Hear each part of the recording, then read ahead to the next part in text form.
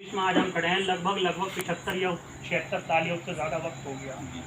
तो मैं ये देख रहा था क्या इन 75 साल में लगभग सभी बिरादरी से कोई ना कोई किसी न किसी डिपार्टमेंट में किसी न किसी महकमे में रहा है, लेकिन अंसारी बिरादरी से ना तो कोई MP हुआ, ना लोकसभा का, ना राज्यसभा का, ना कोई MLA हुआ, ना MLC हुआ, ना कोई मिनिस्टर हुआ।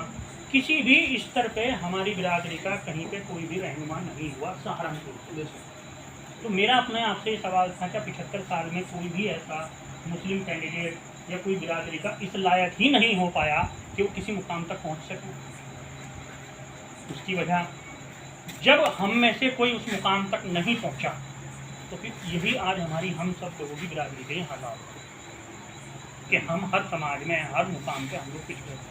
ये बात बिल्कुल सही है कि पूरे हिंदुस्तान में लगभग 60 to 65%, 60 से 65% जो है ना वो अंसारी बिरादरी है मुसलमानों में।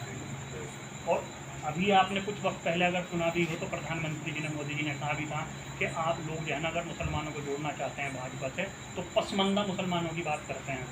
क्यों करते हैं? पसमंदा लोग कौन है? हम ही तो हैं, अंसारी बिरादरी के। तो हमारा उससे मतलब नहीं है कि हमें उनसे जुड़ना है, हम वो नहीं हम कह रहे हैं, हमारा वो कतई मकसद नहीं है। हम कह रहे हैं कि हमें अपने आप को मजबूत करना है। हम लोगों का कोई रहनुमा नहीं है, कोई पुरसाने हाल नहीं है, इसलिए ये हालात। तो मेरा मानना ये है कि अगर हम लोग कहीं पे भी अपनी कौम को, अपनी बिरादरी को उठाना चाहते हैं तो हमें किसी ना किसी एक इंसान को खड़ा होना पड़ेगा, मजबूत होना पड़ेगा। अब जैसे पिछली कॉन्फ्रेंस हुई थी, अब ये हम राष्ट्रीय अंसारी एकता संगठन के बैनर के तले हम ये सब काम कर रहे हैं, जोड़ रहे हैं। कुछ दिन पहले अभी हमने एक और कॉन्फ्रेंस की थी मेरे रेजिडेंस पे, घर पे ही आप लोगों घर पे ही हुई थी, वहीं पर अस्पताल में। तो उसके बाद में कुछ इस तरह की बातें मुझे सुनने को मिली। कुछ लोगों ने, कुछ हजरात ने कहा वहाँ पे कि साहब जो है अलग अलग संगठन बना लिए, अलग अलग ये कर लिया। अभी हम रास्ते में आ रहे तो जिक्र हो रहा था गाड़ी में, तो मैंने कहा था मगर मैं इस टॉपिक पे भी मैं बोलूँगा। मेरा एक मानना है, अब से पहले इस संगठन के बनने से पहले और भी संगठन थे, ऑल इंडिया मोमिन कॉन्फ्रेंस, ये दूसरी चीज़ थी। अगर हकीकत में उन लोगों ने काम किया पिछले 20 साल में, 40 साल में, 50 साल में, तो फिर कौम के हालात ऐसे क्यों हैं?